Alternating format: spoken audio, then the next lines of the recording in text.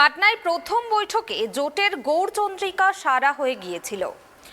তারই সূত্র ধরে বেঙ্গালুরুতে দ্বিতীয় বৈঠকেই মেগা ফ্রন্ট ইন্ডিয়ার মঞ্চে নাম লিখিয়েছে ২৬টি দল। বিজেপি বিরোধী সেই ২৬টি দল এবার যৌথ সমাবেশ করতে চলেছে মুম্বাইয়ে।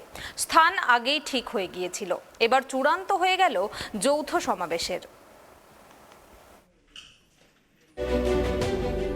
ইন্ডিয়া জোটের তৃতীয় বৈঠক মুম্বাইয়ে বসছে আগামী ২৫ ও ২৬শে আগস্ট।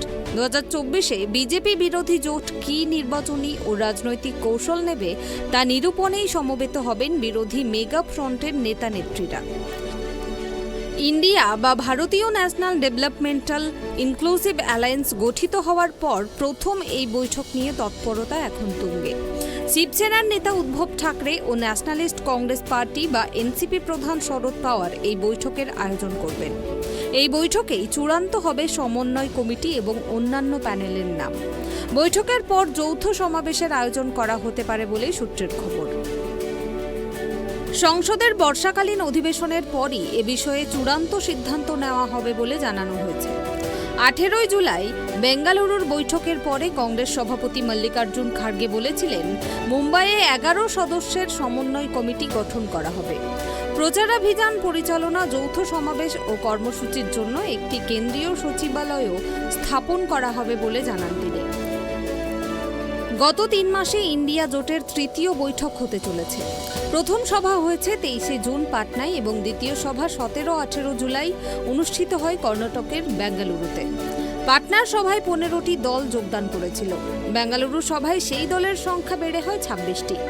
এরই মধ্যে মণিপুর হিংসা নিয়ে সংসদে মোদী সরকারের বিরুদ্ধে ইন্ডিয়া জোট প্রথম যৌথ প্রতিবাদ করেছে এবং অনাস্থা প্রস্তাব পেশ করেছে। মোদী সরকার গণতন্ত্রের ওপর আঘাত হেনেছে বলে অভিযোগ করে নবগঠিত বিরোধী জোট বেঙ্গালুরুর সভায় সংবিধানে অন্তর্ভুক্ত ভারতের ধারণাকে রক্ষা করার প্রতিশ্রুতি দিয়েছিল। খার্গে বলেছিলেন, আমরা গণতন্ত্র বাঁচাতে আমাদের রাজনৈতিক মতপার্থক্য দূরে সরিয়ে রাখছি। মূল লক্ষ্য গণতন্ত্র এবং সংবিধানকে রক্ষা করার জন্য আমরা একসাথে লড়াই করব। কংগ্রেসের পাশাপাশি নতুন ভারত জোটে আম আদমি পার্টি বা আপ, তৃণমূল কংগ্রেস বা টিএমসি, দ্রাবিড় মুন্নেত্র কাজগম বা ডিএমকে, রাষ্ট্রীয় জনতা দল বা আরজেডি, জনতা দল ইউনাইটেড বা জেডিইউ, সমাজবাদী পার্টি বা সপা, ন্যাশনালিস্ট কংগ্রেস পার্টি বা এনসিপি ও শিবসেনার মতো শক্তিশালী আঞ্চলিক দলগুলি রয়েছে ইন্ডিয়ার পক্ষে।